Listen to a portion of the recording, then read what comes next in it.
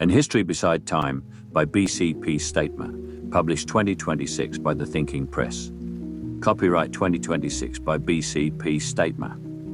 This work is intended to force one out of the ignorant stupor. Therefore, nothing within reflects any current places or living people, only references to historical figures. Introduction. The forces which move within and without. At this moment thou beginnest a work that, as its title implieth, standeth beside time. In the title there is a contradiction, and before I lead thee further, I will settle it. History, as men commonly speak of it, is the chain of events that brought about the present. Yet the present is only ever just that, the present. When Marcus Aurelius lived, it was also the present. And when Machiavelli wrote, it was also the present. And now for thee it is the present again. Therefore the question is not whether the present exists, but what it meaneth that it always exists. For just as an object can be in a place, so also could it not be, and yet the place remaineth. So the contradiction of this title may be accepted. This is a history written from within the ever-present, and it asketh not merely what happened, but what is always happening in the cosmos and in thee. Hereafter we shall speak of the self and its relation to the cosmos, of man as a microcosm of the macrocosm, and of the strange fact that the world is not only around thee but also within thee as pattern. If thou hast walked with Zarathustra through mountains of questioning, thou wilt not find thyself altogether in the unfamiliar. Yet this work seeketh a different end than intoxication. It seeketh order. Omega chapter 1. 1. In the beginning there was not a beginning, but a fullness without seam, and the fullness was like an acorn, closed upon its own secret. 2. For within the small shell the whole tree sleepeth, and within the seed the forest hideth its 1,000 arms. 3. So was the cosmos, little to the eye, yet measureless to the inward sight, a round silence containing its own thunder. 4. And the acorn knew not that it knew, and the whole knew not that it held its own sundering. 5. Yet the law was already there, as the oak is already there, that what is whole must one day disclose what it containeth. 6. Then came the first motion, which no tongue can name without lying. 7. And the whole clave itself, not as a thing broken by hatred, but as a seed broken by life. 8.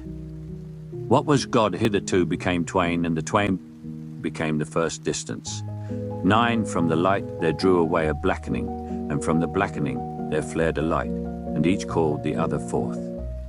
10. For opposites do not merely war, they beget. 11. And the rift between them was not emptiness, but a womb. 12. Behold, the earth arose from the rift, not as a third god, but as a vessel. 13. And the vessel was set between the holy opposites, as a cup is set beneath the press. 14. Thus was matter born, not the enemy of spirit, but its condensation, not its denial, but its weight. 15. And the blackening fell into the vessel as ash and salt, and the light fell into the vessel as fire and breath. 16. So the first work began, and no man was yet there to call it work. 17. The vessel held what could not be held, and therefore it held it. 18.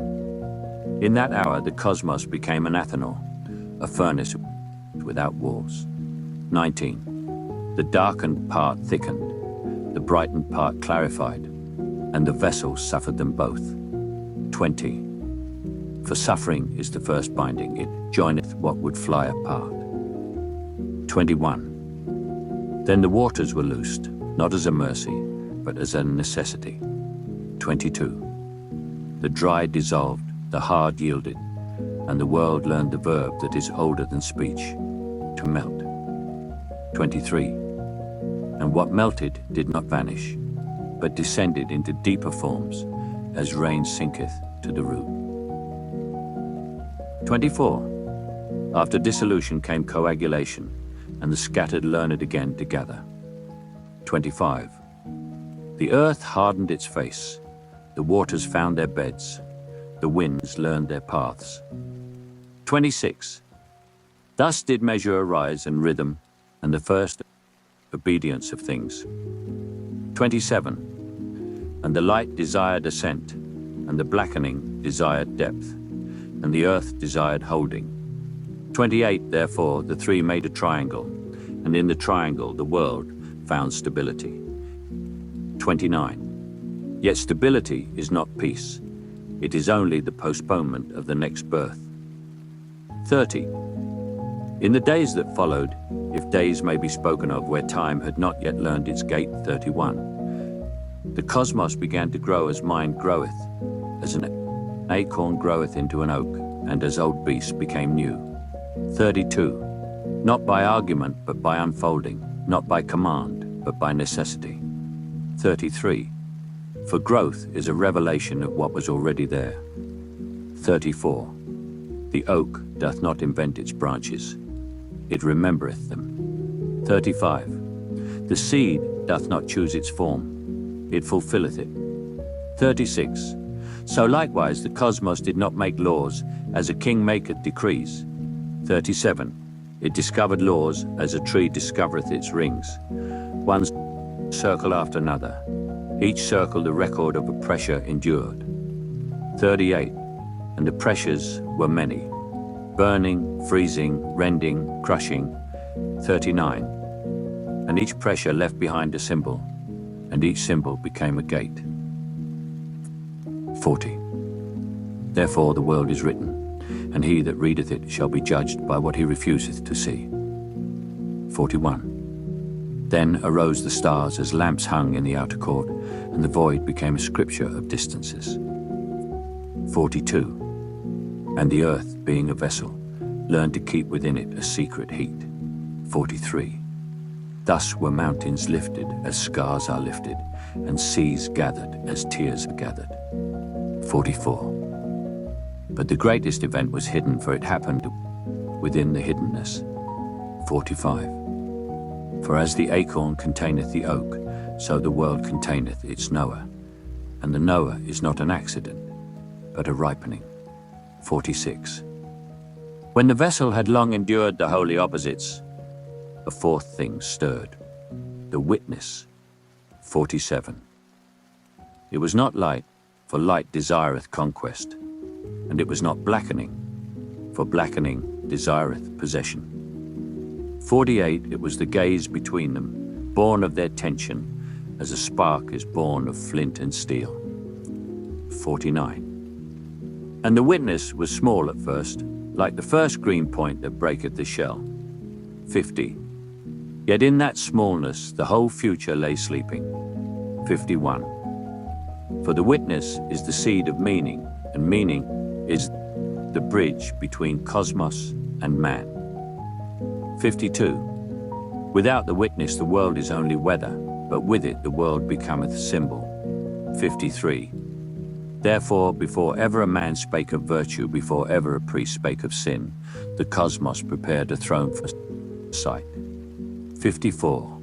And the throne was not carved in heaven, but formed in the inwardness of things. 55. In later ages the witness shall look through eyes of flesh, and shall forget itself, and shall call its forgetting life. 56. And it shall make faces to survive among faces, and shall name the faces necessary. 57. And it shall hunger, and call the hunger I. 58. Yet the acorn remembereth the oak, even in darkness beneath the soil. 59. So shall the witness remember the whole, even while it wandereth in halves. 60. And from that remembering shall arise the institution and the student, and the long labor of becoming.